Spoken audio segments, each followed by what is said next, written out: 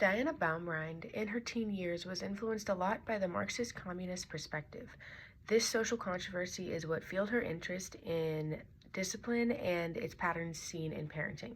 We all grew up in different households, and Dr. Baumrind developed the process by which our parents chose to discipline us. I've always had a great interest in how to run a classroom and what parenting styles to use on children, and Dr. Baumrind is the psychologist that developed those theories. Today I will inform you on who Diana Baumrind was, her contributions to her field, and the impact her research has on people today. I will talk about her early years in the medical field, her theories, and her long-lasting effect on society.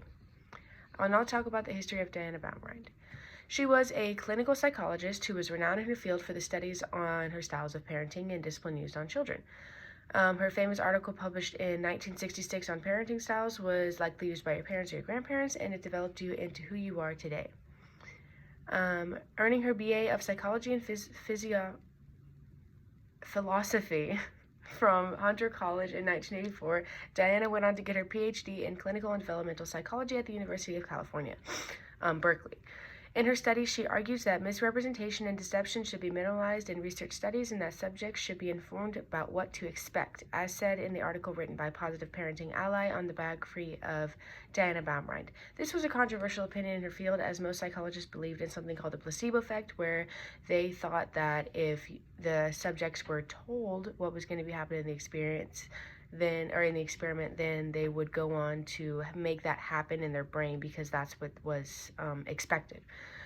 Dr. Baumrind was very influential in her field, specifically in parenting. She's most famous for her 3 parenting styles, which I talked about in my second speech, I believe.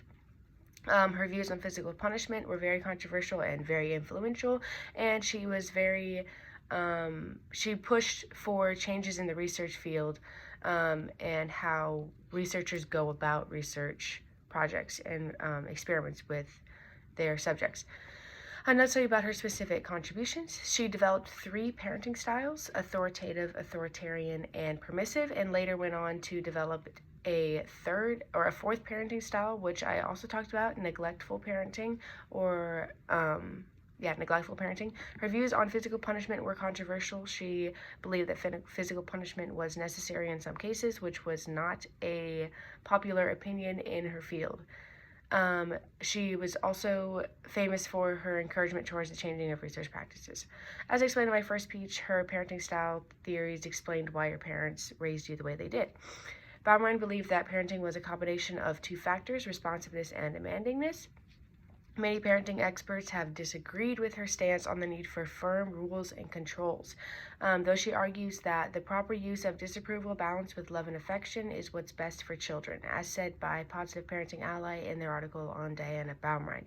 This was an argument that held a lot of debate because a lot of parents thought that withholding love was a form of punishment, and they did not like that perspective. They thought that unconditional love is something that should be given, and she disagreed and said that unconditional love is okay, but you also have to have these firm rules and sometimes even physical punishment.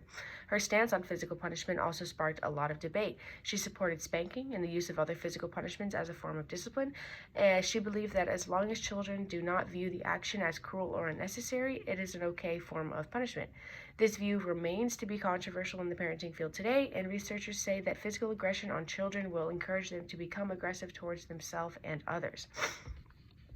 Dr. Baumrind, among her many honors, was given the prestigious G. Stanley Hall Award for Distinguished Contributions to Developmental Psychology by the American Psychology Association in 1988, and a Research Scientist Award from the National Institute of Mental Health from 1984 to 1988, stated by the University of Psychology in their biography on Dr. Baumrind. She remained very active in her field all the way through her 80s and even up to her death at 91 in 2018. Now, I'll tell you how her work has inspired people today. Being an award-winning psychologist, obviously you can still find her work today in the world of psychology. She was a clinical psychologist, meaning that her research and her books and articles were written for psychologists and not for the general everyday people. So it is still being used as the basis of a lot of parenting expert psychologists' research. Parenting styles have always been perceived to be a major factor in children's development, as concluded by the Psychology and Educational Journal 2021. She has been influential in altering the ways that research is done, ensuring that subjects in research studies were treated more like human beings rather than lab rats, and were actually told about what they were going to be experienced in the case study. She wrote many articles and books on parenting styles, socialization, adolescence, and research ethics. Most of her work was meant to be read by other researchers in the field of psychology, but some of her work on parenting became rather famous and is still used by parents today in parenting books. So wrapping up on Diana Baumrind, today I talked to you about the history of Diana, her contributions to her field, and how her work is still being seen today. I spoke about where she got her degrees, what theories she developed, about her rewards, and her books still being honored. I hope I presented her in a way that shows you how influential she was to our growing up and how we were raised in the world of discipline, specifically in classrooms and at home. I hope you use her theories as you age and become parents yourself.